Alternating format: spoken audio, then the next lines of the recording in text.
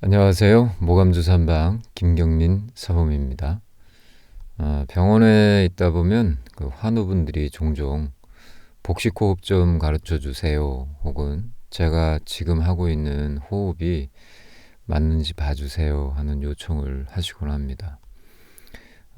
우리 환우분들이 호흡에 관심을 가지시는 건 정말 반가운 일인데, 또 한편으론 환자분들이 생각하는 호흡과 제가 생각하는 호흡 사이의 간극이 생각보다 너무 크기 때문에 이 간극을 어떻게 채워야 하나 난감하기도 합니다. 우리는 여러 가지 과학적 근거와 사례들을 통해 복식호흡, 단전호흡의 이점과 그 중요성에 대해서 이야기를 듣곤 합니다. 그런데 정작 그럼 실제로 어떻게 호흡을 해야 하나 라는 질문에 대해서는 그 설명이 길어야 5분을 넘지 않는 경우가 대부분이지 않나 싶어요. 복식호흡은 숨을 들이마실 때 배를 부풀리고 숨을 내쉴 때 배를 당긴다. 단전호흡은 숨을 마실 때 배꼽 아래 단전을 부풀렸다가 숨을 내쉴 때 단전을 당긴다. 횡격막 호흡은 코어를 안정시켜 놓고 하부 늑골을 확장, 수축시킨다. 이 정도 설명을 듣고는 바로 실행을 하죠. 또 자세나 동작 위주로 진행을 합니다. 그러다 보니 많은 분들이 호흡을 동작, 자세의 부수적인 요소쯤으로 생각하거나 반쯤은 포기한 채 제대로 되는지 마는지 잘 신경도 쓰지 않거나, 또 다른 한편에서는 잘못된 방법으로 혼자 애만 쓰고 계시는 경우도 꽤 많이 보게 되지요. 이게 참 안타까운 일인 게, 같은 동작, 자세, 운동을 하더라도 적절한 호흡과 같이 하느냐 그렇지 않느냐에 따라서 몸과 마음에 일어나는 작용과 효과의 차이가 굉장히 크거든요. 그리고 자세를 앞에 둘 것이냐 아니면 호흡에 중심을 둘 것이냐에 따라서도 차이가 굉장히 크고요. 자, 앞으로 우리가 수련을 해 나가면서 분명히 짚고 가야 할 것이 있습니다. 우리가 앞으로 배우고 익혀서 그 장점을 누리고자 하는 호흡은 그냥 숨쉬기가 아니라는 거죠. 우리가 목표로 하는 호흡은 생명력의 바탕이 되는 힘을 기르고 치유를 돕고 더욱 건강해지고 스스로 통증을 관리할 수 있는 능력을 키우는 그런 호흡입니다. 이렇게 생각을 해보지요.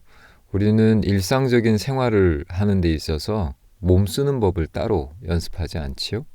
하지만 예를 들어서 우리가 물에서 더 자유롭고 안전하게 놀고 싶으면 수영을 배우게 됩니다. 그러면 그 수영에 필요한 몸 쓰는 법을 오랜 기간 배우고 연습을 합니다.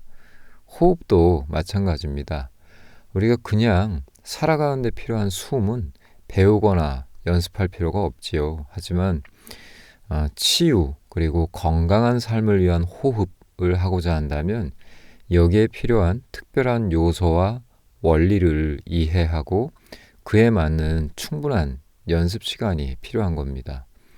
그런데 이걸 1분 만에 설명을 끝내고 3, 4분 잠깐 배우고 나서 바로 할 수 있다라고 생각하는 것은 수영에 대한 이론을 배우고 나서 곧바로 바다에 뛰어들 수 있다고 생각하는 것과 크게 다르지 않지요.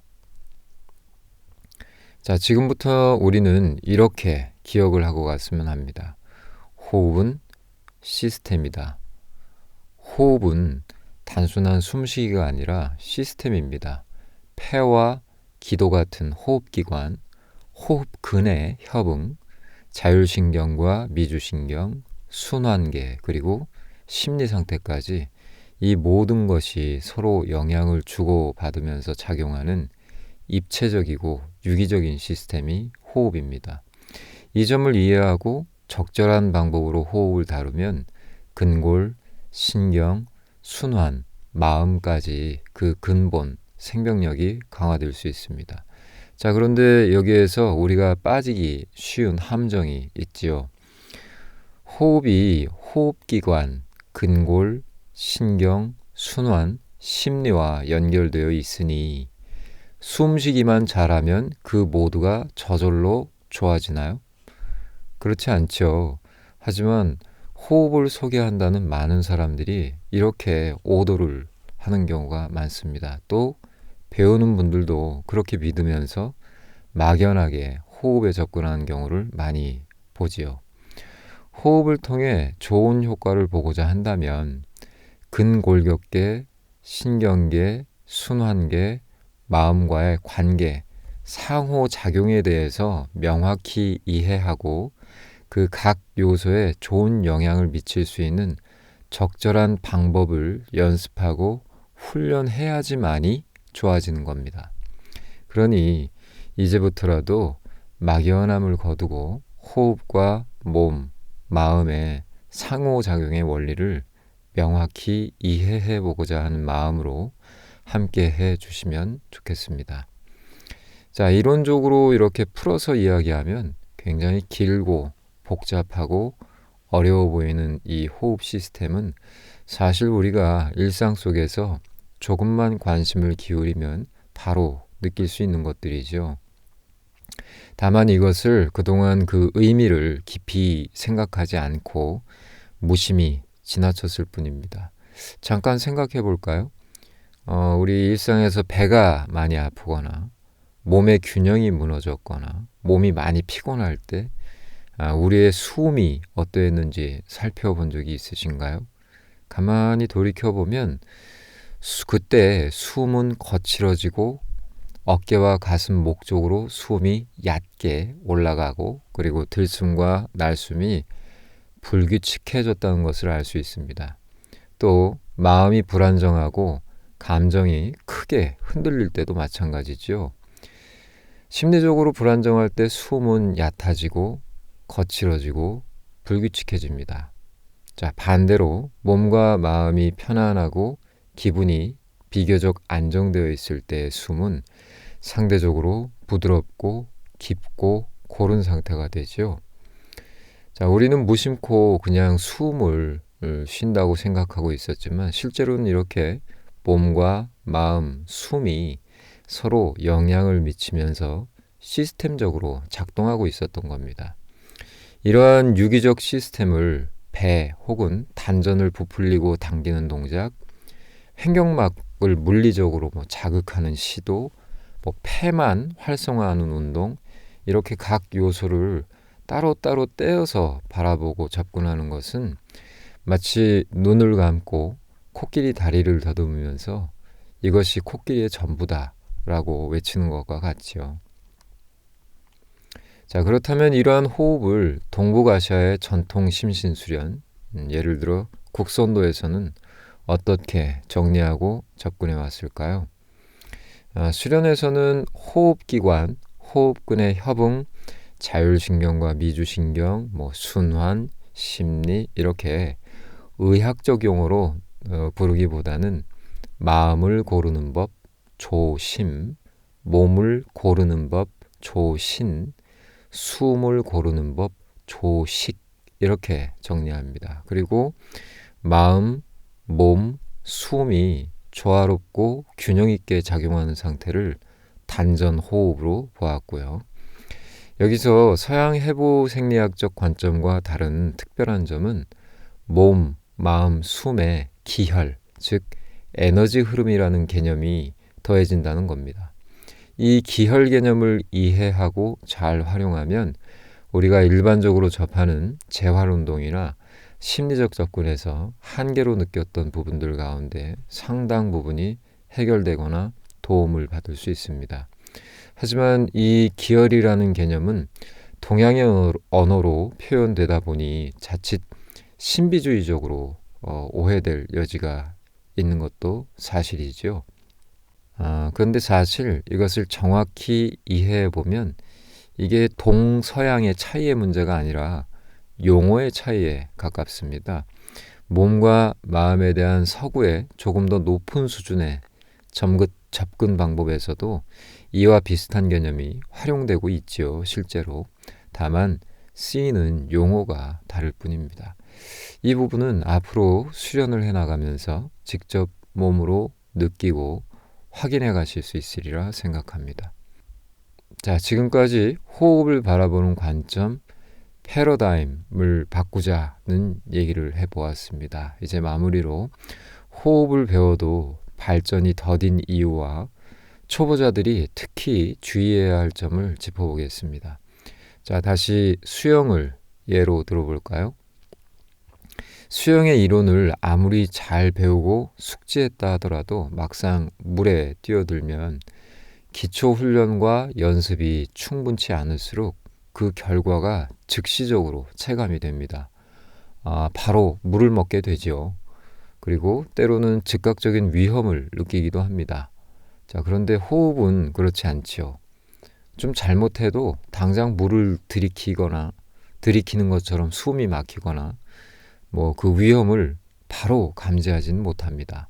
그러다 보니 아무나 이론만 가지고 대충 아는 척하면서 가르치고 적절한 방법으로 연습이 되고 있는지 그렇지 않은지 확인할 길이 없으니 또 대충 배우고, 그리고 결국엔 10년을 했는데 호흡을 잘 모르겠어요, 이렇게 얘기를 한다거나 그냥 좋다니까 합니다. 이런 분들이 꽤 많으시죠. 때로는 나랑 안 맞나 보다 하고 포기하게 되고요. 이러한 이유로 호흡에 대한 개념은 조금 더 명확해야 하고 연습이 제대로 되고 있는지에 대한 점검이 더욱 세심하고 명료해야 합니다. 호흡의 효용은 대개 눈앞에서 바로 극적인 결과물로 드러나지는 않습니다. 앞선 영상에서 말씀드렸듯이 호흡이 관여하는 것은 우리 몸의 운영체제에 가까운 부분이기 때문에 그렇지요. 그래서 올바른 호흡이 주는 장점은 시간이 지나면서 장기간에 걸쳐서 문득 드러납니다. 아침에 일어날 때 몸이 가벼워졌네? 손발이 따뜻해졌는데? 오래 괴롭히던 병원에서도 해결되지 않았던 통증이 좀 많이 무뎌지고 사라졌는데? 예전보다 화가 덜 나네? 이런 식으로 말이죠. 자, 앞으로 우리는 앞선 영상에서 다룬 기본 구조, 몸을 고르는 법, 조신, 마음을 고르는 법, 조심, 숨을 고르는 법, 조식을 바탕으로 수련을 이어가게 됩니다. 이 조신, 조심, 조식을 각각 독립적으로 살펴보면서 동시에 서로가 어떻게 이어져 있는지 그 유기적 연결 속에서 호흡 시스템을 입체적으로 이해하고 몸으로 익혀가게 됩니다. 이 과정에는 말로 설명할 수 있는 부분도 있지만 말로 다 담기지 않는 부분도 꽤 많지요. 직접 몸으로 느껴보고 비언어적으로만 전달되는 부분들이 있기 때문입니다. 그래서 영상을 통해 접하시는 분들은 영상을 통해서 모든 것을 완벽하게 배우겠다라는 마음을 가지시기보다는 일단은 영상을 통해서는 호흡에 대한 관점을 바로 세우고 또 기본 개념을 정리하고 자신의 몸의 움직임 속에서 몸을 조금 더 섬세하게 느껴보고 마음을 차분히 가라앉히는 데 도움을 얻는 정도로 활용해 주시면 좋겠습니다. 그리고 오프라인에서 함께 수련하시는 분들 역시 같이 몸으로 체험하고 느꼈다고 하더라도 이게 연습을 하지 않으면 자동으로 저절로 몸에 배어들진 않죠. 개념을 영상을 통해 다시 정리하고 일상에서 꾸준히 스스로 연습하고 자신의 몸과 숨을 계속 관찰하는 그런 노력이 반드시 함께 가야 합니다. 자, 오늘은 여기까지 호흡을 숨이 아니라 시스템으로 보는 관점에 대해서 함께 나누어 보았습니다. 자, 다음 시간에는 계속해서 호흡 시스템과 조심, 조신, 조식에 대한 이야기를 조금 더 구체적으로 이야기해 보도록 하겠습니다. 자, 들으시느라 고생 많으셨습니다. 오늘도 평온한 하루 되시기 바랍니다.